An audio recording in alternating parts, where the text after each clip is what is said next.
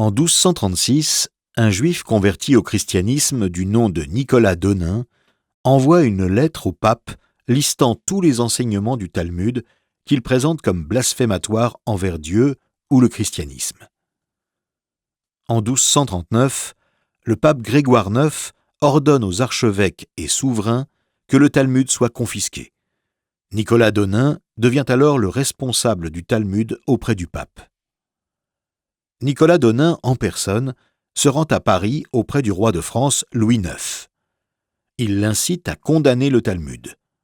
Le roi accepte, à la condition que les Juifs s'expliquent au cours d'une dispute.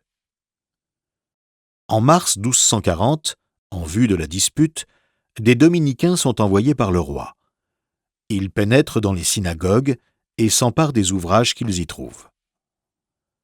La controverse débute le 12 juin 1240 en présence du roi et de sa mère, Blanche de Castille.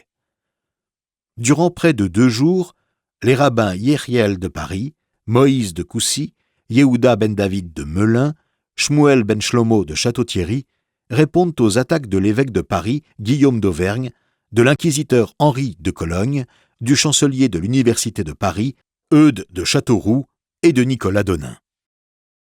En 1242, 2 ans après la dispute, le verdict est rendu.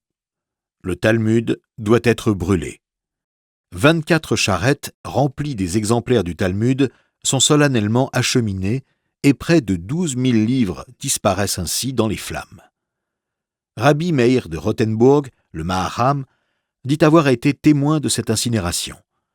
Dans une lamentation, il écrit « Mes larmes ont formé un fleuve qui a atteint le désert du Sinaï et les tombes de Moshe et Aaron. Y a-t-il une autre Torah pour remplacer la Torah que vous nous avez prise ?»